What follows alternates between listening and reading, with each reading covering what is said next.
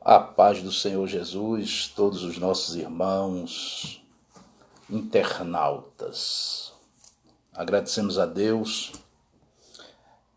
pela oportunidade de estarmos juntos mais uma vez para uma live de ensino bíblico.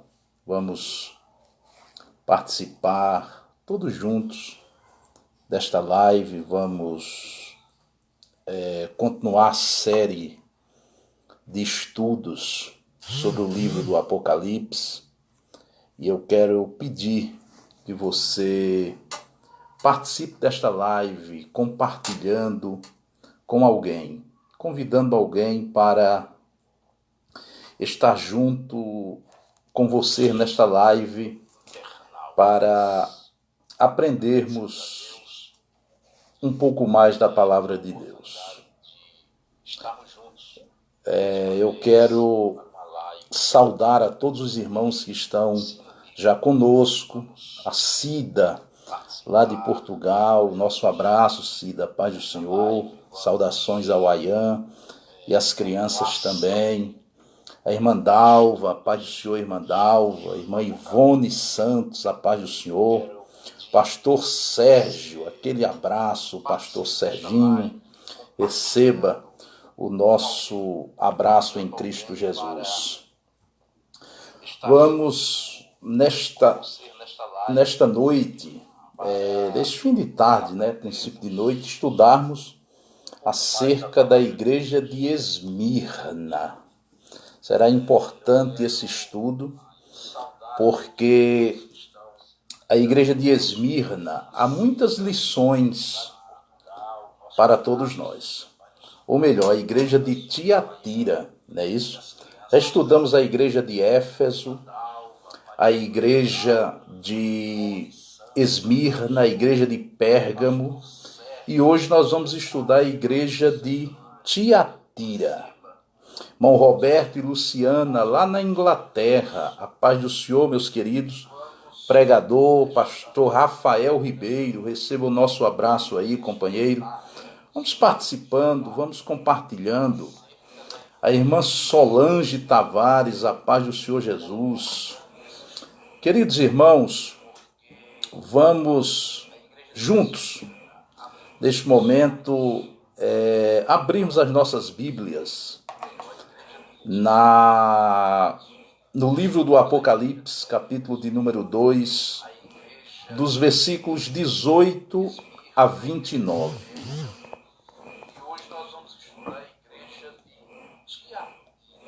A igreja de Tiatira, ela recebe a maior de todas as mensagens. Por que maior? É a maior epístola, sendo a cidade de Tiatira a menor de todas as cidades, neste caso das 7 cidades da Ásia Menor.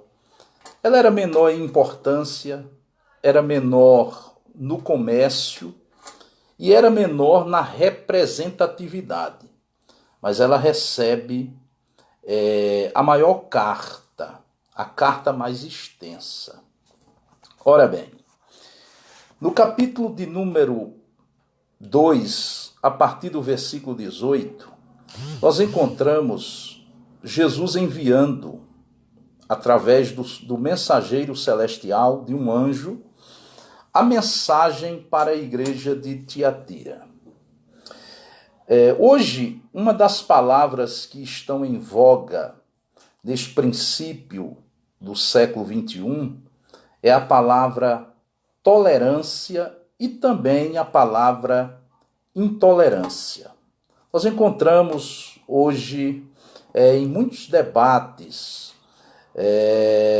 no meio político, no meio acadêmico, no meio religioso, essas duas palavras, tolerância e intolerância. Esta igreja de Tiatira, ela estava tolerando. Tolerar o mal é algo que não é bom. Até porque a tolerância significa aceitar o modo de vida e de pensar de alguém que é contrário àquilo que nós pensamos ou acreditamos que aquilo é uma forma correta. Nós encontramos esta igreja aqui tolerando uma profetisa. Ela se auto-intitulava profetisa, chamada Jezabel. Ela tinha o cognome de Jezabel. Todos nós conhecemos a história de Jezabel, personagem do Antigo Testamento, que era filha do rei Etibaal de Sidom e casou-se com o rei Acabe de Israel. E ela trouxe para a comunidade israelita o baalismo, o culto a Baal. Ela formou uma comunidade de fé dentro de Israel, e esta fé era uma fé idólatra, um culto obsceno. Durante esse período, Deus levantou um profeta chamado Elias. Elias, representando Deus na terra, ele ordenou que durante 3 anos e 6 meses não chovesse sobre a terra. E foi uma resposta de Deus àquela situação em que o mundo estava vivendo. A idolatria, o pecado, o abandono da fé cristã. E Jezabel influenciava Acabe. Todas as decisões de Acabe passavam pelo crivo de Jezabel. A idolatria, a perseguição aos profetas. Jezabel simboliza a perseguição aos fiéis cristãos. Jezabel simboliza tudo aquilo que se opõe à ortodoxia bíblica e cristã. Então esta mulher, na Ásia Menor, deram-lhe o cognome de Jezabel. O próprio Jesus aqui está dizendo Jezabel, mulher que se diz profetiza. Ela dizia que tinha o dom da profecia. E através deste dom ela se autoproclamava como a grande revelação. E que as pessoas tinham que seguir o seu conselho e a sua orientação. Muitas mulheres na Bíblia foram profetisas. Por exemplo, Miriam, irmã de Moisés, é chamada na Bíblia de profetisa. Débora, a juíza de Israel, é chamada de profetisa. Uda é chamada de profetisa. A mulher do profeta Isaías é chamada de profetisa. Ana, no Novo Testamento, é chamada de profetisa. E diz a Bíblia no livro de Atos que Filipe tinha 4 filhas que profetizavam. Então, mulheres sempre foram usadas por Deus grandemente como profetisas, como anunciadoras das verdades do Evangelho. Mas aquelas se autoproclamavam uma profetisa. E existem pessoas hoje que se autoproclamam apóstolos, profetas, reveladores, fazem até lives de revelação. Imagine só isso. O crente não é guiado por misticismos religiosos. O crente ele é solidificado na sã doutrina, na palavra de Deus, nas escrituras sagradas. Nela a nossa fé é alicerçada. Nela a nossa fé é solidificada. Nós não somos guiados por, digamos assim, cabeças de pessoas que se arrogam ter em si os dons e a sua mensagem não é coerente com a Bíblia. A Bíblia é sim a maior profecia de sempre. Aquela mulher chamada Jezabel, que era conhecida na Ásia Menor, ela estava influenciando a igreja de Tiatira.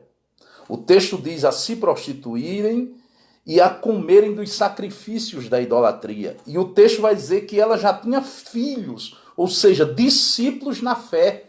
Ela já tinha um grupo dentro da congregação. Ela liderava um grupo, e este grupo geralmente fazia oposição ao anjo da igreja. Era um grupo que era chamado do grupo do sobrenatural e desprezava toda a liderança eclesiástica. Lembre-se disto que Deus constitui a liderança eclesiástica na igreja. Efésios 4, versículo 11, diz que ele mesmo, Jesus, deu uns para apóstolos, outros para profetas, outros para evangelistas, outros para pastores e doutores.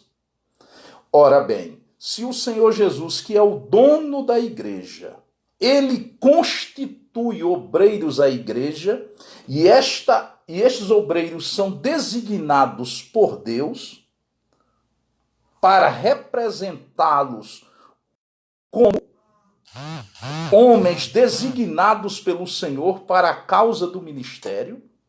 Esta Jezabel, lá de Tiatira, se dizia ser a autoridade maior dentro da eclésia, da igreja. E ela profetizava e fazia discípulos, fazia seguidores. E ela influenciou pessoas, porque um pouco de fermento leveda toda a massa. E ora bem, aquela igreja era uma igreja que estava em uma crescente espiritual no início. Jesus vai falar das obras daquela igreja, do amor, do serviço e da fé, e diz que as últimas obras são melhores do que as primeiras. Ou seja, era uma igreja que estava progredindo, estava crescendo. Porém, infiltrou-se uma mulher chamada Jezabel. Agora entendam isto. Quando o inimigo não consegue destruir a igreja usando artimanhas de fora, ele levanta dentro. Aqui em Tiatira, a perseguição não veio de fora, como veio em Esmirna. Em Esmirna foram os perseguidores de fora. Em Tiatira, o inimigo se levanta dentro, usando alguém de influência. Uma mulher que se dizia profetisa. E ela vai disseminar, através do seu ensino, a heresia no seio da igreja.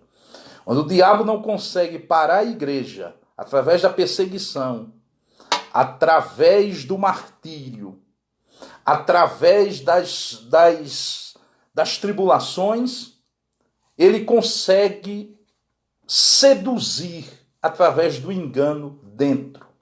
E isto é muito perigoso. Por isso que os cristãos, eles têm que terem muito contato com a Bíblia.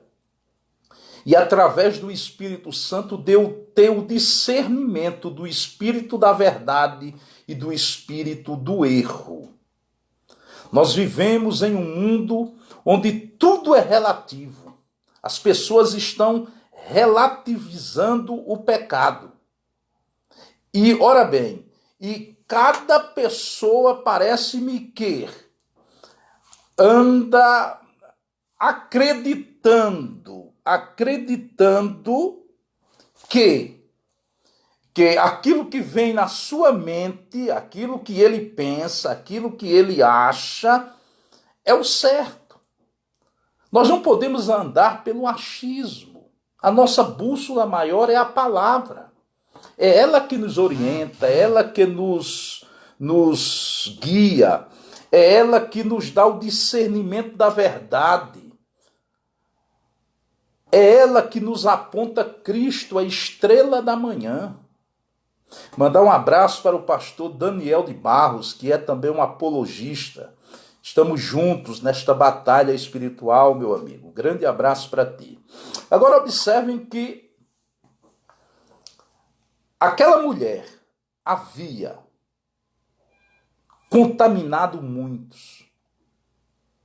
Como Jezabel do Antigo Testamento tinha 900 profetas à sua disposição. Tinha 450 de Baal e 450 de Acera. Então, eram 900 profetas à sua disposição, e a Bíblia diz que eles comiam da mesa de Jezabel. Ou seja, o que a Jezabel do Antigo Testamento ditava era o que eles falavam. Mas existia, naqueles dias, um profeta de Deus chamado Elias. E existia na casa de Acabe um homem chamado Obadias. E Obadias havia alimentado profetas que estavam escondidos nas covas. Há muitos profetas de Deus escondidos nesses últimos dias, profetas verdadeiros, profetas autênticos, profetas que têm o dom da palavra, profetas que conhecem o céu por dentro, profetas que têm o peito inflamado pela mensagem gloriosa do Evangelho, mas estão em covas, estão escondidos, estão se omitindo. Ei, servos de Deus, aleluia, o Senhor nos convida nesses últimos dias, a igreja não pode recuar de maneira nenhuma. Existiam nos dias de Elias 7.000 que não se dobraram. Existia um remanescente. Existiam pessoas que estavam comprometidos com a mensagem de Deus. Mesmo longe da vista de Acabe e de Jezabel, Deus manteve 7.000. Na igreja de Tiatira existia um remanescente. Eu quero vos dizer que mesmo na igreja contemporânea, na igreja dos dias odiernos, Deus tem um grande número de fiéis. Deus tem um grande número de homens e mulheres que não sujaram as suas vestimentas.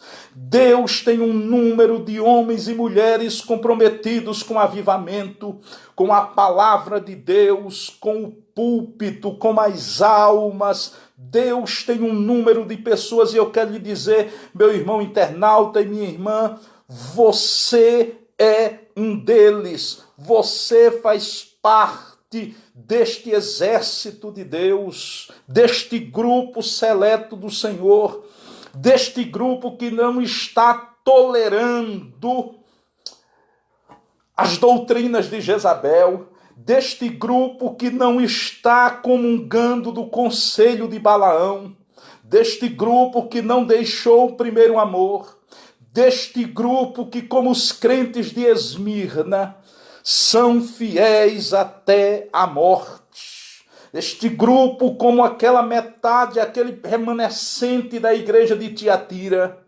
aleluia, não se contaminaram com os ensinos de Jezabel, com a teologia da prosperidade, do relativismo, dizendo que não tem nada a ver.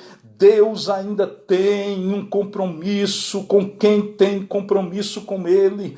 E o compromisso e o propósito de Deus para a igreja é a santificação. Josué 3:5, o Senhor diz: santificai-vos, porque amanhã fará o Senhor maravilhas no meio de vós. Hebreus 12:14 está escrito: segui a paz com todos e a santificação, sem a qual ninguém verá o Senhor. Mas aquela igreja estava tolerando. Hoje, não tolerar certas coisas, as pessoas nos taxam de intolerantes. Imagine isso. Não aplaudir uma união homoafetiva é ser chamado de intolerante.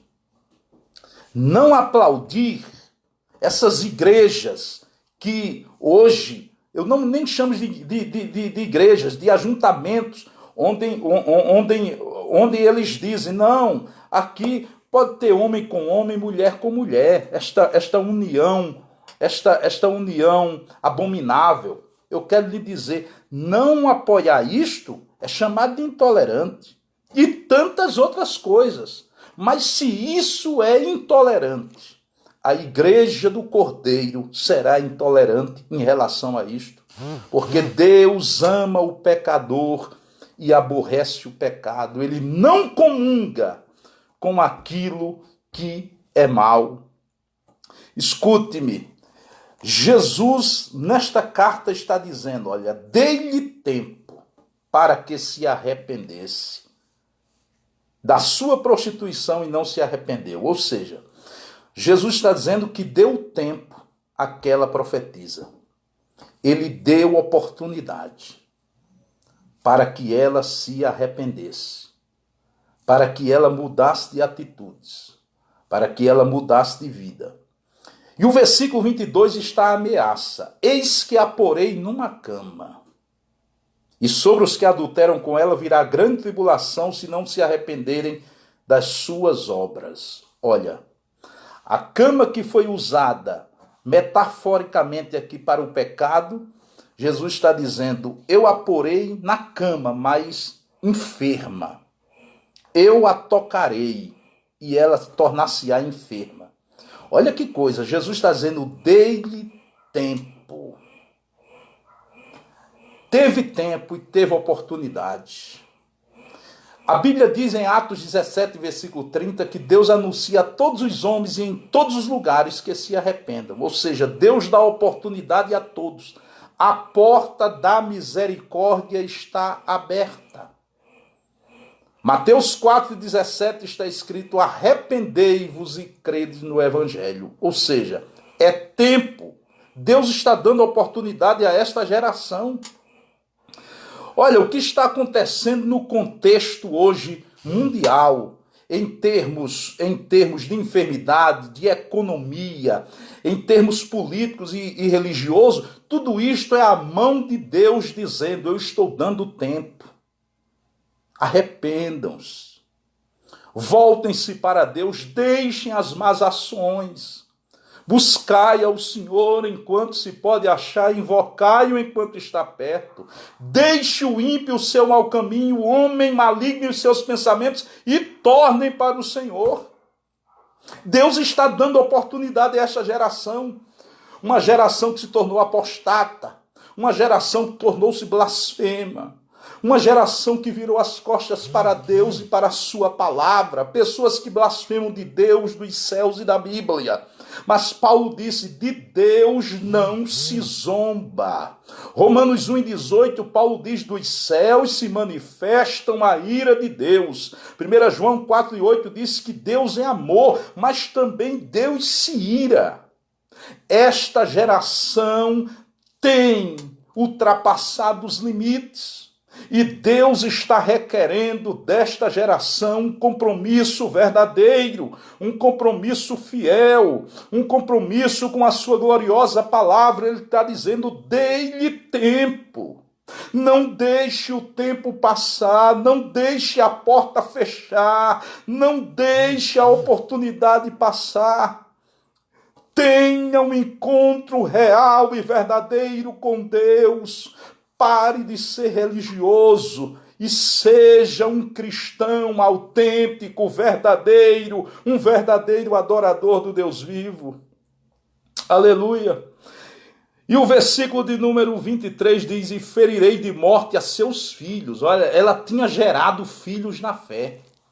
Olha que coisa, Satanás não conseguiu parar a igreja de Tiatira exteriormente, com perseguição do império, com levantes de fora, mas ele levantou dentro. Aquela mulher influente, cognominada de Jezabel, e ela gerou filhos, discípulos. Ela tinha seguidores, pessoas que a defendessem, pessoas que seguiam os seus ensinos, pessoas que seguiam o que ela dizia. Meu irmão, não beba de toda a fonte. Beba da fonte cristalina que é a palavra de Deus. Beba da palavra. Você não tem que viver atrás de profecia de A e de B, de revelação de C e de D. Não. Aqui está a maior revelação para a tua vida. Aqui está a palavra para te orientar, para te alimentar. Aqui está a palavra que nos confronta. Aqui está a palavra que diz que nós devemos mudar de vida. Aqui está a palavra que diz que só Jesus Cristo é a estrela maior, é a estrela da manhã.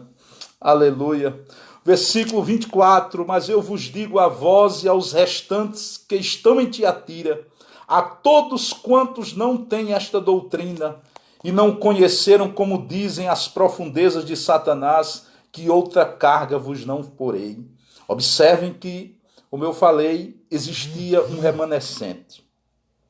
Existiam pessoas que não contaminaram as vestes. Existiam pessoas que não transigiram com as ideias de Jezabel. Existia um remanescente. No século XXI, Deus tem um povo chamado de geração eleita, de sacerdócio real, nação santa, povo adquirido, para que anuncieis as virtudes daquele que vos chamou das trevas para a sua maravilhosa luz. O povo de Deus não tem placa denominacional. A igreja eleita, a igreja comprada pelo sangue de Jesus, selada com o Espírito Santo, a igreja militante, a igreja que será triunfante, esta igreja, que é a coluna e a firmeza da verdade, são os salvos de todos os tempos e de todas as gerações, aqueles que firmaram uma aliança com o Cristo do Calvário, aqueles que, mesmo em fase de perseguições e aflições, não negaram a sua fé convicta no Salvador bendito de suas almas. Aleluia. Olha, observem que aquela Jezabel dizia que tinha coisas profundas, coisas que ninguém sabia, coisas, digamos assim, que ninguém havia falado, ela falava. Ela dizia que eram coisas profundas, mas Jesus está dizendo que eram profundezas de Satanás. Olha que coisa. Paulo vai dizer em 1 Coríntios 2 que o Espírito conhece as profundezas de Deus, o Espírito Santo.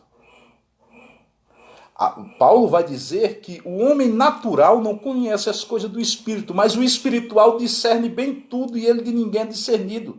Pessoas que vêm com uma revelação que diz que eu vou falar coisas que ninguém sabe, que ninguém ouviu ainda, eu tenho uma nova revelação. Pare com isso. Isto é um caminho de heresia.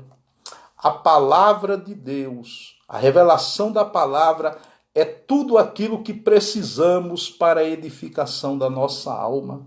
Versículo 25. Mas o que tendes, retende-o, até que eu venha.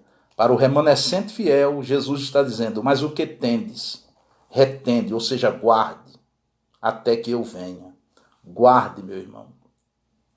Apocalipse 3, versículo 11 diz, guarda o que tens, para que ninguém tome a tua coroa. Segundo Timóteo 4 e 7, Paulo disse, combati o bom combate, acabei a carreira e guardei a fé. Grande abraço ao pastor e professor Paulo Branco, da AD Almada, em Portugal, um homem ortodoxo, bíblico, o professor dos pastores da língua portuguesa no mundo, né? O que tendes, retende-o até que eu venha. A vinda de Jesus é a grande doutrina do Novo Testamento, mencionada 318 vezes. Jesus está voltando conforme as suas próprias palavras. Ele afirmou, João 14, Jesus disse, não se turbe o vosso coração. Credes em Deus, credes também em mim. Na casa de meu pai há muitas moradas, se não fosse assim eu vou-lhe teria dito, vou preparar-vos lugar. E quando eu for e vos preparar lugar, virei outra vez e vos levarei para mim mesmo. Para onde eu estiver, estejais vós também. Jesus está voltando, é a esperança maior da igreja.